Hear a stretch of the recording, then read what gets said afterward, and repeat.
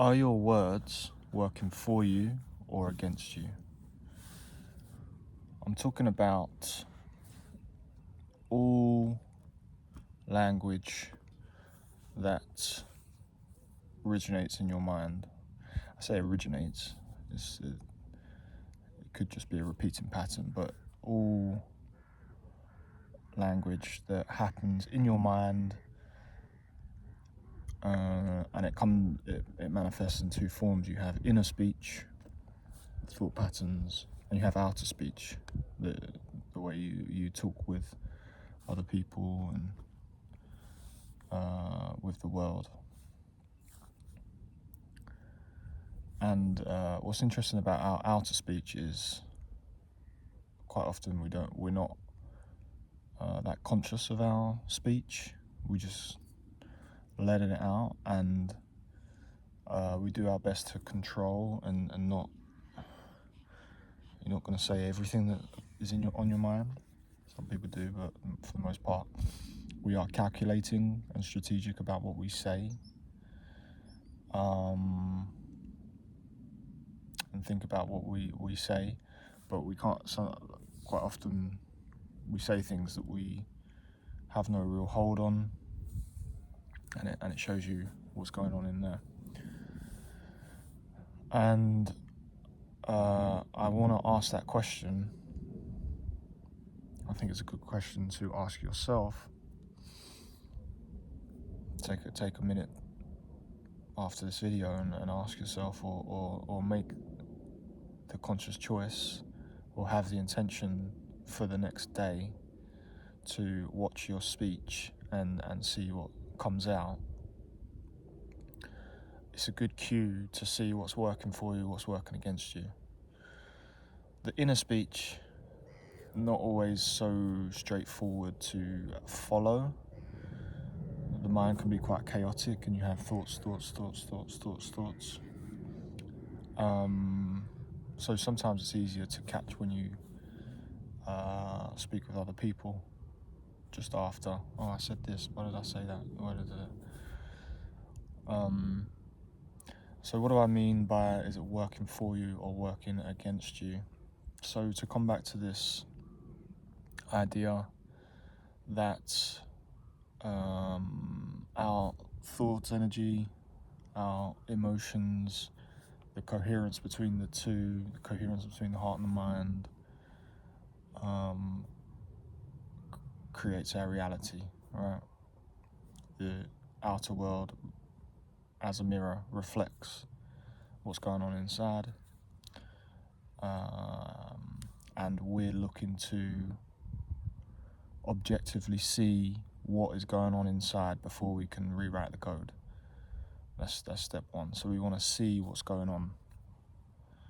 What are my thought patterns? What are my when I go unconscious and I have a block in the day where I forgot even what I was doing and couldn't tell you what I was thinking, I was just in it.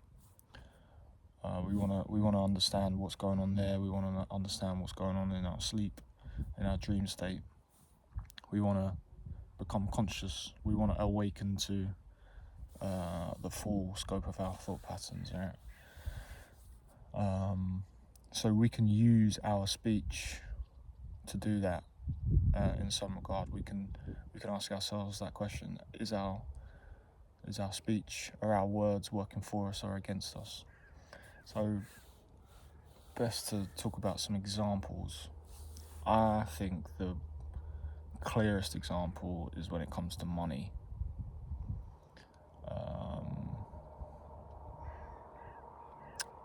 When it comes to money, listen to. You don't even necessarily have to listen to yourself first. In the kind of pattern recognition phase, when you're trying to really understand and catch and discern, you can do it with other people. Just don't get too caught in fixing your energy on someone else. You want to know what's going on in here, to a point where, like, that, everyone else is in their own situation. But when it comes to money, just listen to how many people or how many times you say things like, I can't afford that. That's too expensive. I'm broke. I need to get paid. I have this debt. Yeah, it's expensive. All right. Listen to that within yourself, within others, and just take the cue of that. If I'm under the impression that what I think and feel creates my reality, what I'm saying represents what I think and feel. It represents what I think and feel. So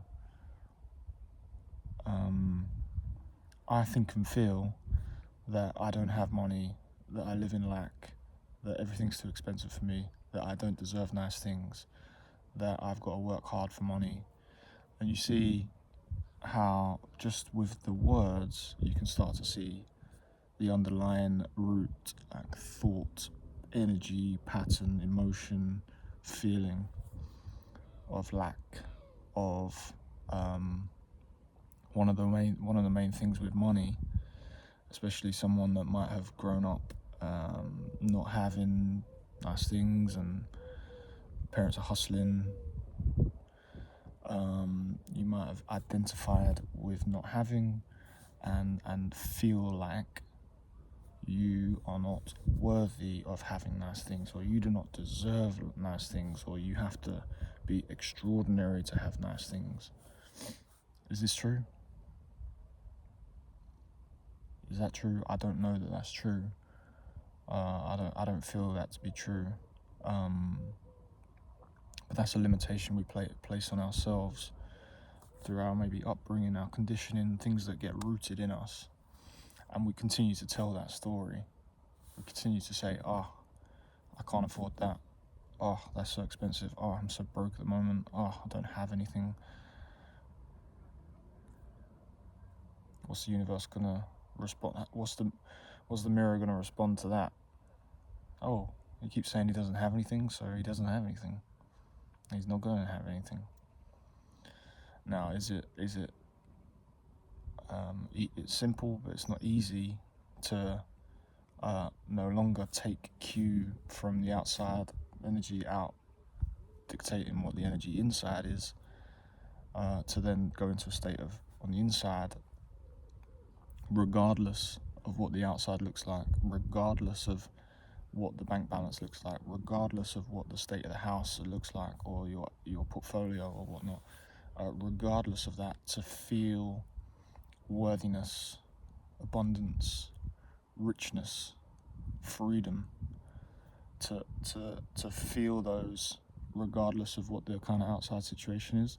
I'm not saying that that's easy. That's what the work is. It takes a real shift in perspective. It takes a real dissolution of old trauma, thought patterns, conditionings. But that's the work. That's the work. And once it kind of clicks in your mind, when it kind of like you have that realization, like, oh, okay, I live from the inside out.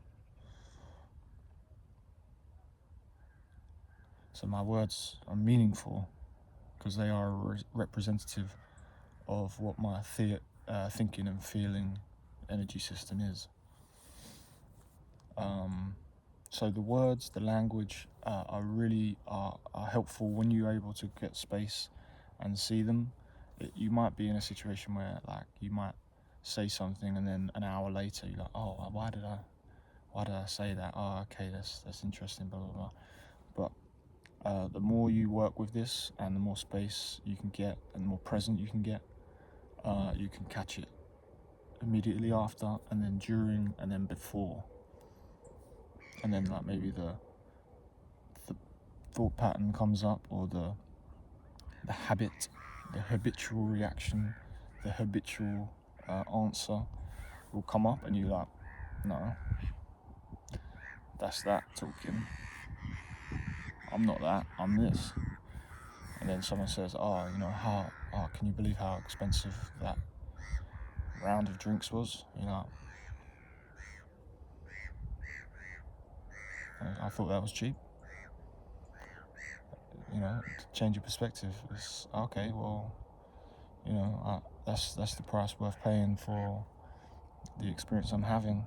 And you know, I have access to infinite resources, so that's cool, you know. And that also, you know, doesn't mean you start being reckless either, because this stuff is real deep. Like recklessness, overspending can also be, I'm not saying it is, but can also be a sign that you don't feel worthy of having. So when you do have the fortune to receive your wages or gifts or inheritances or like just big lump sums, we all know those people, and that might be you, where you rush to spend it and you look to get rid of it, and that's a leakiness in and of itself. You're a reckless spender. You're overindulging. You're shopping. That happens too. You can't hold on to it. You're just leaky. That comes from a feeling of unworthiness as well. So that's the money one. I would say there are other areas, you know, if you feel unworthy, you feel shameful, you feel lustful, it will just start to pop out in your words, and you start to see it and hear it. You're like, oh, that's interesting. And then you can slowly start to take back power. Reclaiming your power is the whole spectrum. It's reclaiming your thoughts, your energy, your emotions, your words, your speech. So, like other areas that I've described in my previous videos, step one is self-inquiry. Intruder alert. Busy this morning.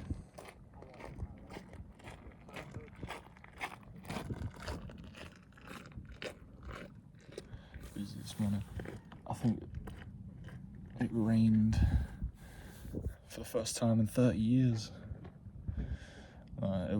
In England, we've had a pretty dry summer, pretty hot, dry summer, so finally got some rain. I think everyone's out and about, enjoying it, enjoying the coolness. But I'm just going to pick up from anywhere. Our words are just,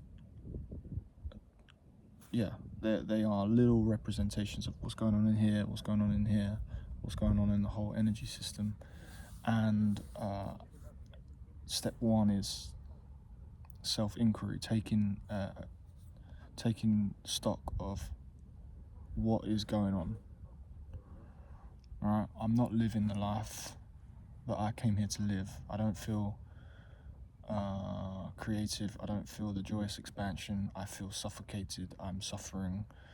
I feel despair, hopelessness. That's what's going on. Okay. I'm creating this. That's kind of a core belief that we gotta come to accept. I'm creating this. This is my reality. I'm creating it. Okay. How am I creating it? Through my thoughts, my emotions, my words. And then slowly start to get that distance and become a witness of what is going on. Once you take care of that, you can start to rewrite and recode. Alright, that's enough for me. There's a lot of intruders, so that's a good cue.